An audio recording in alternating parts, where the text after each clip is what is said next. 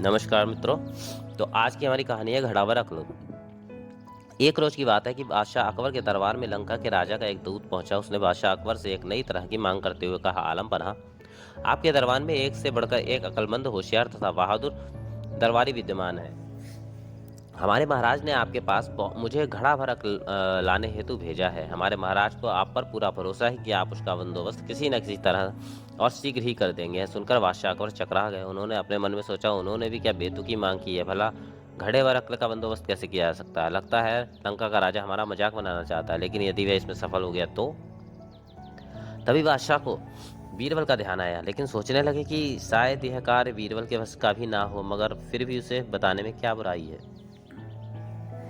जब बीरबल को बादशाह के बुलवाने का कारण ज्ञात हुआ तो वे मुस्कुराते हुए कहने लगे, आलम पन्हा, चिंता की कोई बात नहीं, अक्ल की व्यवस्था हो जाएगी, लेकिन उसमें कुछ सप्ताह का समय लग सकता है। बादशाह अकबर बीरबल की इस बात पर कहते भी तो क्या, बीरबल को मुंह मांगा समय दे दिया। बीरबल ने उसी दिन शाम को अपने एक खास नौकर को आदेश दिया, छोटे मुंह वाले कुछ मिट्टी के घड़ों की व्यवस्था करो। नौकर ने फौरन बीरबल की आज्ञा का पालन किया। घड़े आते ही बीरबल अपने नौकर को लेकर कद्दू की बेल तक गए। उन्होंने नौकर से एक घड़ा लिया। बीरबल ने घड़े को एक कद्दू के फूल पर लटका दिया।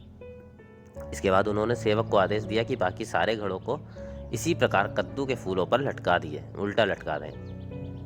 बीरबल ने इस कार्यवाही के बाद सेवक को उन घड़ों की देखभाल सावधानी पूर्वक करते रहने का हुक्म दिया तथा खुद वहां से चले गए। बादशाह अकबर ने मोहलत का समय बीत जाने पर बीरबल से अक्ल के घड़ों की स्थिति जाननी चाहिए, तो बीरबल ने तुरंत उत्तर दिया, आलम पन्हा, बस कार्य हो चुका है, समझे।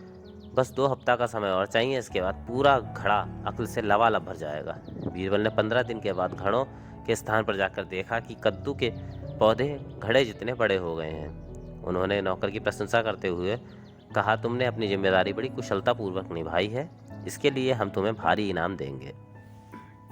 इसके बाद बीरबल ने लंका के दूत को बादशाह अकबर के दरबार में बुलवाया और उसे बताया कि घड़ा भर अक्ल लगभग तैयार है। लंका के दूत के आने पर बीरबल ने फौरन ताली बजाई। ताली की आवाज सुनते ही बीरबल का सेवक एक बड़ी थाली में घड़ा लिए हुए बड़ी शान से दरबार में हाजिर हुआ। बीरबल ने घड़ा उठाया और उसे लंका के दूत के हाथ में सौंपते हुए कहा, लीजिए श्रीमान, आप इसे अपने महाराज को भेंट कर दीजिए, लेकिन एक बात का अवश्य ध्यान रखिएगा कि खाली होने पर हमारा यह कीमती बर्तन हमें जैसे का तैसा वापस मिल जाना चाहिए। इसमें रखा अक्ल का फल भी तभी प्रभावशाली साबित होगा जब इसे किसी भी तरह का नुकसान ना पहुंचे। इस पर दूत ने बीरबल से पूछा, हुजूर, क्या मैं इस अक्ल के फल को देख सकता हूँ। हाँ हाँ, जरूर, बीरबल ने अपनी गर्दन हिलाते हुए कहा। और हाँ, अगर आपके राजा को कुछ और अक्ल की आवश्यकता पड़े तो ऐसे 5 घड़े हमारे पास तैयार रखे हैं। पीड़ित होते हुए दूत ने मन ही मन सोचा, हमारी भी मति मारी गई है। भला हमें भी क्या सूझी, बीरबल का कोई जवाब नहीं है। भला ऐसी बात मैंने सोची भी कैसे। घड़ा लेकर दूत के जाते ही बादशाह अकबर भी अपनी उत्सुकता को दबा न सके और फौरन कह उठे, बीरबल, अक्ल का फल हमें भी दिखाओ ना। अभी अभी तुम कह रहे थे कि ऐसे 5 घड़े और भी रखे हैं।